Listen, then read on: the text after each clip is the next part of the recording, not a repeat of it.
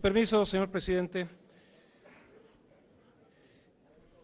el día de hoy presento 3 reservas a los artículos transitorios 18º, al transitorio 19º y al transitorio 17º, para pedir que estos transitorios sean eliminados, que no aparezcan. ¿Por qué motivo? Aparte de que presentan una serie de inconsistencias y que además no especifica con claridad su operatividad, hay una inconsistencia que me parece muy delicada. Una de ellas es que se dan 365 días para que se puedan elaborar las leyes correspondientes para la operación de la explotación de los diferentes mantos del petróleo, y sin embargo la ley se va a autorizar de inmediato en cuanto se haga su publicación, y empezarán precisamente ya la aplicación de la exploración y además de la explotación de los pozos petroleros sin antes tener la ley reglamentaria, y lo cual es una inconsistencia.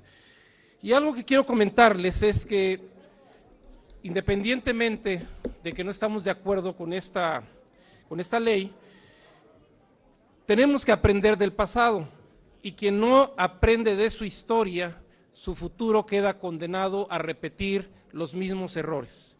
Ya se han mencionado algunas partes del discurso que presentó el presidente Lázaro Cárdenas, y que este discurso que presenta él en Palacio Nacional menciona algunos aspectos de suma importancia, y les voy a leer algunas partes que me parecen importantes.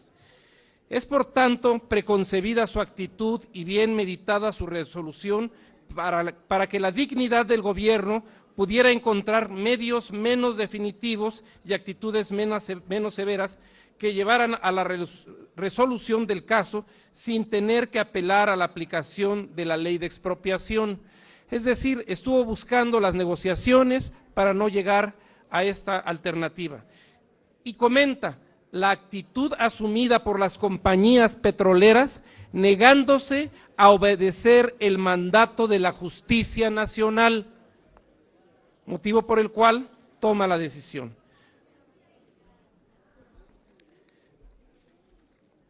Se ha dicho hasta el cansancio que la industria petrolera ha traído al país cuantiosos capitales para su fomento y desarrollo. Esta afirmación es exagerada. Las compañías petroleras han gozado durante muchos años, de más de su existencia, de grandes privilegios para el desarrollo y expansión, de franquicias aduanales, de exenciones fiscales y de prerrogativas innumerables, y cuyos factores de privilegio, unidos a la prodigiosa potencialidad de los mantos petrolíferos que la nación les concesionó, muchas veces contra su voluntad y contra el derecho público, significan casi la totalidad del verdadero capital del que se habla.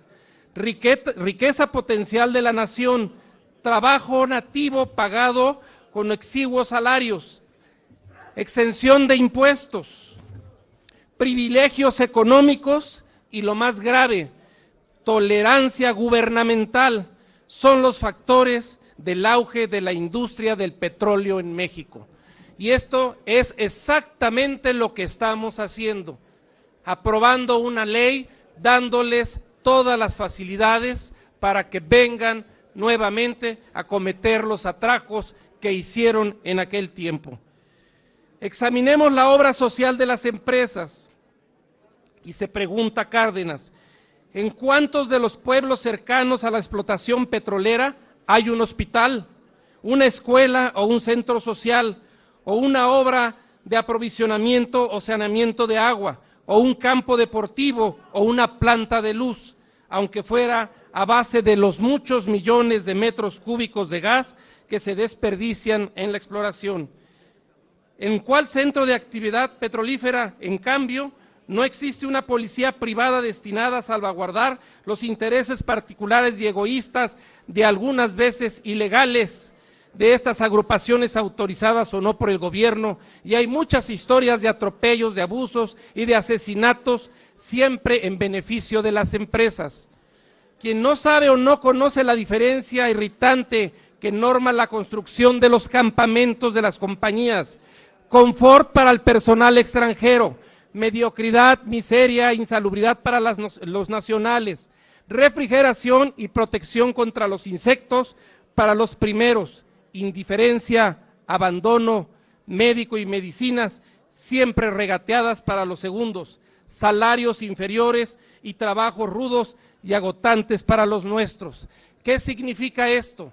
Se preparó el camino para que las empresas extranjeras vengan ahora con una reforma laboral para que a los trabajadores, a los miles de trabajadores que supuestamente se contratarán, serán explotados con una nueva ley laboral que afectará los derechos de nuestros compañeros mexicanos. Abuso de una tolerancia que se creó al amparo de la ignorancia y de la debilidad de los dirigentes del país. Me pregunto ahora, ¿en dónde están los líderes de Pemex? ¿Cuándo están defendiendo a su empresa? ¿En dónde están que no los vemos discutiendo y defendiendo al petróleo mexicano? No cabe duda que nuestro país está cambiando. Cada vez hay mayor debilidad en el liderazgo nacional de nuestros mexicanos.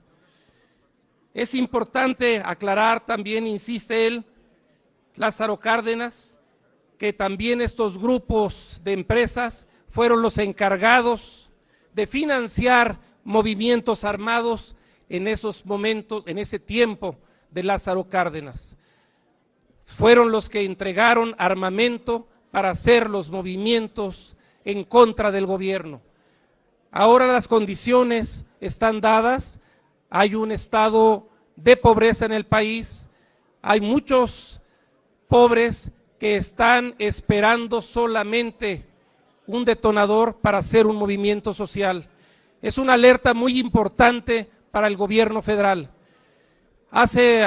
Exactamente el año pasado, al inicio de esta legislatura, hice la observación al subsecretario de Hacienda, explicándole lo que estaba ocurriendo en Guerrero con los grupos de autodefensa y que se podrían multiplicar. Y él contestó que no me preocupara, que todo estaba controlado. La pregunta nuevamente para el gobierno federal: ¿está todo controlado en Guerrero? ¿Está todo controlado en Michoacán? ¿Está todo controlado en Tamaulipas? Lo mismo va a pasar con el petróleo. No va a haber control y vamos a perder la riqueza nacional. No a la traición de los mexicanos, no a la venta de Pemex. Es cuanto, señor presidente.